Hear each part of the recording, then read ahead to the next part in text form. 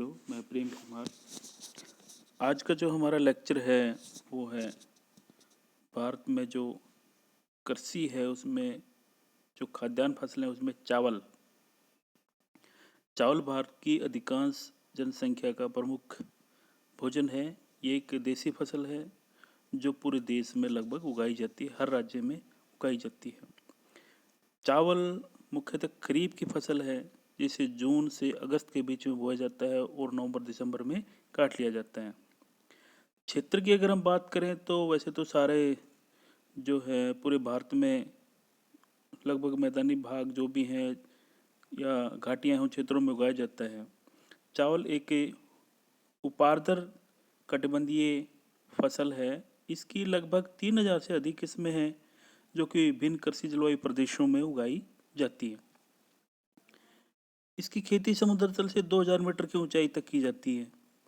घाटियों में वेदयुक्त जो ढाल हैं, सीढ़ीनुमा ढाल, पहाड़ी ढलानों के ऊपर जो कि ज़्यादा ऊंचाई वाले नहीं होते, 2000 मीटर की ऊंचाई तक की होते हैं, उन क्षेत्रों में भी चावल की खेती की जाती है। इसके अलावा उत्तरी मैदान के आर्द्र पूर्वी भागों में, तटवर्ती मैदानों में और उत्तर पश्चिम भारत के शुष्क किंतु सिंचाई के साथ जैसे कि पंजाब हरियाणा के भाग हैं, पश्चिमी उत्तर प्रदेश के भाग हैं, राजस्थान के भाग हैं, उनमें सिंचाई के द्वारा चावल की कृषि जो है वो की जाती है। भारत के दक्षिणी राज्यों पश्चिम बंगाल में अनुकूल जलवायु व अन्य भौगोलिक दशाओं के कारण एक कृषि वर्ष में चावल की 2 या 2 से अधिक फसलें भी उगाई जाती हैं। पश्चिम बंगाल में उगाई जाने वाली चावल की 3 फसलों को ओंस, अमन और बोरो कहा जाता है। हिमालय तथा देश के उत्तर पश्चिम भागों में चावल दक्षिण पश्चिम मानसून ऋतु में खरीफ की फसल के रूप में भी उगाया जाता है।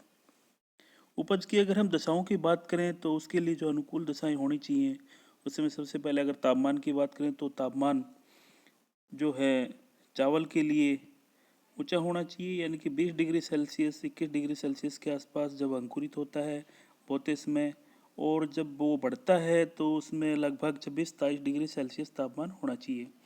पकते समय और जब उसको काटा जाता है तो उस समय कम से कम 24 डिग्री 25 डिग्री सेल्सियस तापमान की आवश्यकता पड़ती है। इसको प्रचुर मात्रा में प्रकाश की आवश्यकता भी पड़ती है, यानी धूप चाहिए, और मेघ रहित मौसम लंबा होना चाहिए चावल की खेती के लिए। तेज हवाएं इसके लिए बहुत ज़्यादा हानिकारक होती हैं, तो तापमान उसके लिए उचित होना चाहिए। जल की अगर हम बात करें तो चावल जल में अंकुरित होने वाला पौधा है। इसे बोते समय खेत में लगभग 20 से 30 सेंटीमीटर गहरा जल भरा होना चाहिए और यह जल खेतों में 75 दिनों तक भरा रहना चाहिए। चावल के लिए 125 सेंटीमीटर से 200 सेंटीमीटर वार्षिक वर्षा के क्षेत्र आदर्श होते हैं, किंतु 125 सेंटीमीटर से कम जो वार्षिक वर्षा है वहाँ पे भी चावल की खेती की जा सकती है।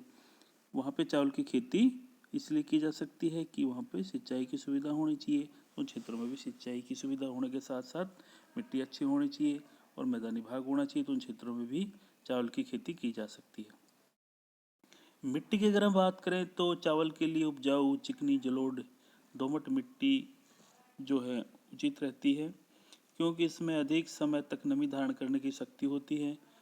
और जो हम चावल में पानी लगाते हैं, क्योंकि पानी का भरा होना चाहिए, ऐसा मैंने पहले ही बोला है कि उसमें जो है 75 दिनों तक पानी भरा होना चाहिए। और पानी जब हम भरते हैं तो वो पानी नीचे रिस कर ना चला जाए, इसलिए इस प्रकार की जो मिट्टी होना बहुत ज़रूरी है ताकि वो नीचे रिस कर ना चला जाए, उसमें पानी भरा होना चाहिए। चावल मिट्टी की उर्वरा शक्ति को तो नष्ट करता ही है, तो इसमें हरी खाद और रासायनिक खाद की भी ज़्यादा ज़रूरत पड़ती है।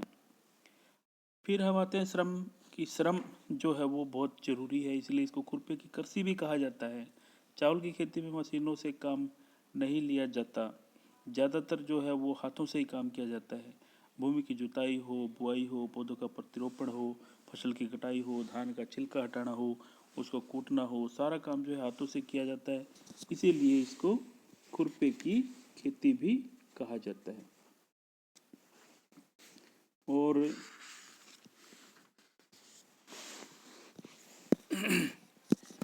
चावल की कृषि के लिए अत्यधिक श्रम की आवश्यकता होती है। यही कारण है कि चावल सदा घनी जनसंख्या वाले क्षेत्रों में बोया जाता है। यानी कि भारत में जहाँ चावल उगाया जाता है वहाँ ज़्यादातर चावल को कंज्यूम भी किया जाता है, यूज़ में भी लिया जाता है, चावल खाया जाता है। इसलिए चावल जहाँ बोया जाता है वहाँ से ज़्यादा घनी जनसंख्या भारत में पाई जाती है। भूमि की अगर हम बात करें, चावल के खेत समतल होने चाहिए, उनमें पानी खड़ा रह सके। इसी कारण नदियों के जो डेल्टा हैं, बाढ़ के जो मैदान हैं, उनमें खूब चावल की खेती की जाती है। पर्वतीय क्षेत्रों में सीढ़ीनुमा खेत बनाकर भी चावल को उगाया जा सकता है, लेकिन वहाँ चावल को उगाया जाता है वहाँ सिंचाई की सुविधा नहीं होती है, तो बारिश के ऊपर ही डिपेंड होता है। चावल की कृषि के लिए हल्की ढाल वाले मैदानी भाग ही अनुकूल माने जाते हैं। वो भी 2000 मीटर की ऊंचाई तक के ही भाग होते हैं, क्योंकि उसके बाद ऊपर के जो भाग होते हैं उनमें चावल की खेती नहीं की जा सकती। फिर तापमान जो है उसका इश्यू होता है, वहाँ कम होता चला जाता है ऊपर की तरफ जाते हैं तो चावल उगाने की जो पद्धतियाँ हैं वो कौन कौन सी ये देख लेते हैं। 3 प्रकार की पद्धतियाँ हैं, और जो तीनों प्रकार की पद्धति उसमें सबसे जो उत्तम मानी जाती है वो प्रतिरोपण विधि ही मानी जाती है। और ये प्रतिरोपण जो विधि है इसमें हम क्या करते हैं, पहले चावल को हम नर्सरी में उगाते हैं और उसकी पौध तैयार करते हैं। उसके बाद उसको खेतों में रोपा जाता है, प्रतिरोपित कर दिया जाता है। रोपण के बाद 20-30 दिनों तक उसमें पानी भरा रखते हैं। पानी भरा रहने वो उसमें लग जाते हैं। और अनिश्चित वर्षा वाले क्षेत्रों में शुष्क नर्सरियाँ तैयार की जाती हैं, जिन्हें लगभग 70 दिनों के बाद खेत में प्रतिरोपित किया जाता है। बाकी वाले जो भाग होते हैं उनमें 40 दिन या 35 दिन के पास ही जो 15 सेंटीमीटर या 20 सेंटीमीटर तक जब पौधा हो जाता है तो उसको हाथ से उखाड़ कर खेतों में बो दिया जाता है। प्रतिरोपण के बाद 4 महीने के बाद में फसल पककर तैयार हो जाती है। प्रतिरोपण विधि चावल उगाने की सबसे उत्तम और सबसे अधिक प्रचलित विधि है। इस विधि का प्रयोग उपजाऊ मिट्टी और पर्याप्त वर्षा वाले क्षेत्रों में किया जाता है। यद्यपि यह गहन श्रम वाली विधि है, लेकिन इससे भूमि की प्रति इकाई उत्पादकता अधिक प्राप्त होती है। दक्षिण पूर्वी एशिया के लगभग सभी देशों में ये जो पद्धति है काफ़ी प्रचलित है और इसी का प्रयोग किया जाता है। दूसरी जो विधि, हल चलाकर भी हम जो है चावल को बोते हैं। शुष्क प्रदेशों में इस तरह की विधि ज़्यादा अपनाई जाती है। पहले बीज डाल दिया जाता है और ऊपर से हल चला दिया, या फिर हल के साथ साथ जो है बीजों को डाला जाता है। इस विधि में समय और श्रम दोनों ही ज़्यादा लगते हैं और पैदावार भी कम होती है। इसका गुण केवल एक ही है, इसमें बीज जो है व्यर्थ नहीं जाता। तीसरी जो विधि है वो प्रसारण विधि कह सकते हैं, उसको छिड़काव विधि कह सकते हैं।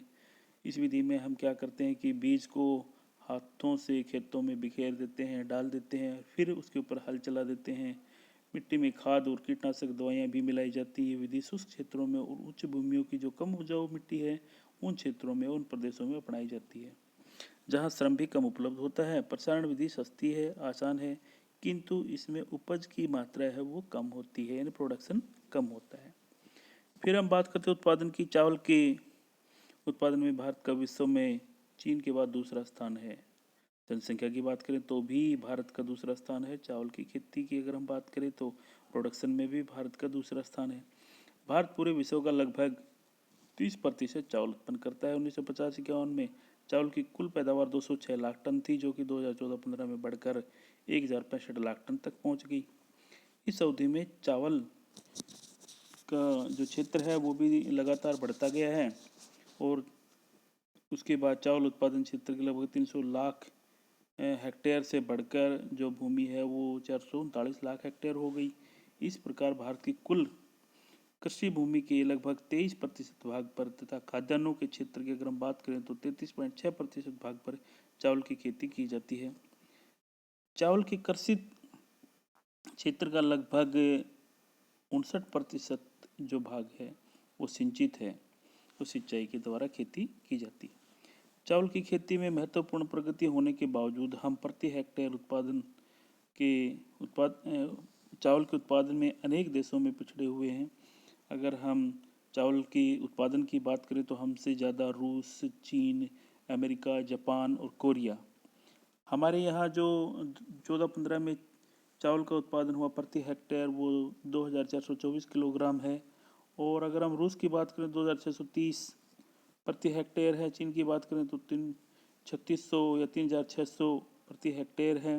ये किलोग्राम में है। 4770 किलोग्राम प्रति हेक्टेयर अमेरिका में है, जापान में 6220 प्रति हेक्टेयर किलोग्राम है ये।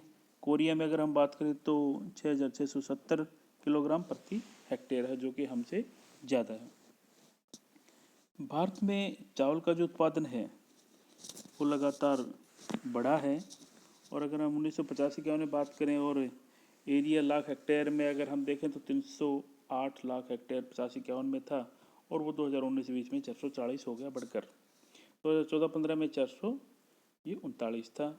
अगर हम प्रोडक्शन की बात करें तो 50-51 में भारत में जो प्रोडक्शन था वो 206 था, और अगर हम अब ये लाख टन में है, और अब के 2000 अगर हम 19-20 की बात करें तो 1179 है, और अगर हम पर हेक्टेयर किलोग्राम की बात करें तो धीरे धीरे ये बढ़ रहा है।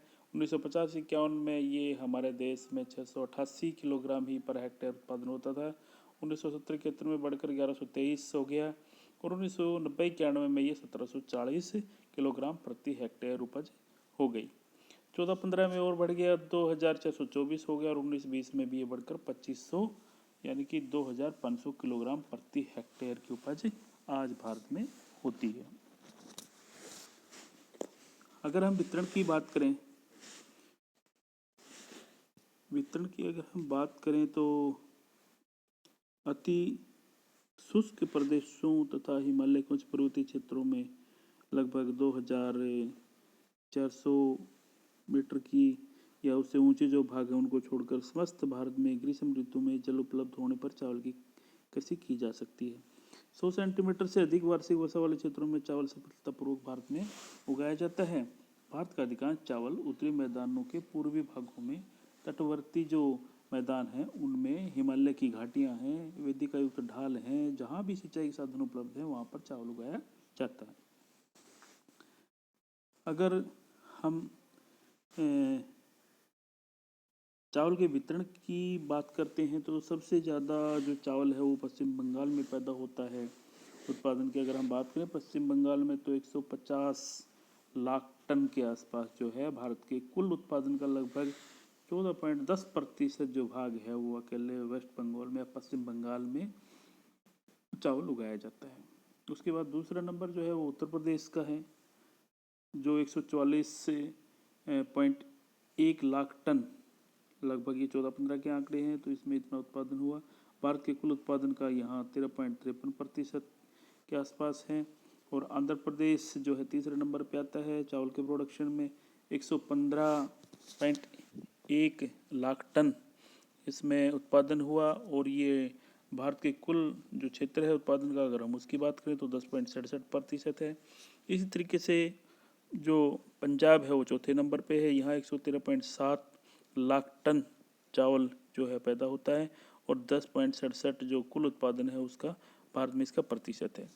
बिहार की बात करें तो 75.29 जो है लाख टन यहाँ पे चावल पैदा होता है, और अगर हम भारत में उत्पादन के प्रतिशत की बात करें तो 7.07% अकेला बिहार उत्पन्न करता है। फिर उड़ीसा, और उसके बाद छत्तीसगढ़, असम, तमिलनाडु, हरियाणा और बाकी जो क्षेत्र हैं अन्य क्षेत्र, उन सभी में लगभग 1065 लाख टन जो है चावल उत्पादन भारत में होता है। तो इस तरीके से हमने देखा कि चावल के जो क्षेत्र हैं, चाहे हम पश्चिम बंगाल की बात करें, उत्तर प्रदेश की बात करें, आंध्र प्रदेश की बात करें, चावल लगभग भारत के प्रत्येक राज्य में उगाया जाता है जहाँ पर भी या तो सिंचाई की सुविधा हो या फिर बारिश की वहाँ पर सुविधा मिल जाती है, या फिर ऐसे भाग हैं जहाँ पर उत्तर भारत का जो विशाल मैदान है वहाँ पे चावल असम से लेकर और पश्चिम बंगाल तक चावल की खेती बहुत ज़्यादा की जाती है, क्योंकि वहाँ पे पानी बहुत ज़्यादा उपलब्ध है। नदियाँ इसी क्षेत्र से होकर बहती हैं, नहरें उस क्षेत्रों में आसानी से निकाली जा सकती हैं, तो चावल की खेती लगभग इन क्षेत्रों में ज़्यादा होती है। और चावल ही जो है ऐसा है जिसमें बहुत ज़्यादा जो है भारत की जनसंख्या है उसका भरण पोषण होता है। अन्य राज्यों में जैसे कि मैं पैदावार की बात करूँ तो छत्तीसगढ़ में भी चावल उगाया जाता है, तमिलनाडु, केरल, असम, कर्नाटक, महाराष्ट्र, गुजरात, हरियाणा, हिमाचल प्रदेश, जम्मू कश्मीर, मणिपुर, त्रिपुरा, ये राज्य भी इसमें चावल उगाया जाता है। फिर हम व्यापार की बात करते हैं तो चावल आम आदमी का गुजारा सस्ते में हो जाता है। चावल बहुत सस्ता होता है। वैसे तो महंगा चावल भी बहुत होता है, लेकिन हम यहाँ जो जनसंख्या का ज़्यादा भरण पोषण करता है तो वो सस्ते चावल से उसका काम चलता है। जो हमारे यहाँ जो वैरायटी है उसमें जो ज़्यादा चावल पैदा होता है वो सस्ता होता है, और जो कम चावल पैदा किया जाता है जो बेचने के लिए या व्यापार के लिए जो जो चावल पैदा किया जाता है वो महंगा होता है। तो चावल से आम आदमी का गुजारा सस्ते में हो, इसलिए चावल जो है ज़्यादा खाया जाता है। अतः जिन सघन जनसंख्या वालों में जो राज्य हैं इनमें अधिक चावल उगाया जाता है वहाँ अधिक खाया भी जाता है। इसका मतलब चावल का लगभग 30% भाग ही बाजार में बिक्री के लिए होता है। बाकी 70% जो भाग जो राज्य उत्पादन करते हैं, जो मैदानी भाग लगभग हैं, तो वहाँ पे वो उत्पादन जो है वो वहीं पे प्रयोग में ले लिया जाता है, लोगों के द्वारा कंज्यूम कर लिया जाता है। जैसे पश्चिम बंगाल है, बिहार है, तमिलनाडु है, गुजरात में चावल की खपत उनके उत्पादन से भी ज़्यादा है, जबकि पंजाब, हरियाणा, उत्तर प्रदेश, मध्य प्रदेश, छत्तीसगढ़, उड़ीसा, असम में चावल उनकी ज़रूरत से ज़्यादा पैदा होता है, तो ये अन्य राज्यों को चावल भेजते हैं। कभी कभी चावल का भारी उत्पादन होने पर इसका निर्यात भी कर दिया जाता है। 2013-14 में भारत में 109 लाख टन चावल का निर्यात किया गया था, जिसकी कीमत 47,087 करोड़ रुपए थी। तो इस तरीके से जो है इसका व्यापार भी किया जाता है, और हमारे यहाँ जो ज़्यादातर जो चावल पैदा होता है, जो प्रोडक्शन होता है उसका 70% तक यहीं पे कंज्यूम भी कर लिया जाता है। तो ये था चावल। उसके बाद अगला जो होगा वो हमारा गेहूं की जो फसल है वो भी भारत में बहुत महत्वपूर्ण है, तो हम उसकी बात करेंगे। Thank you.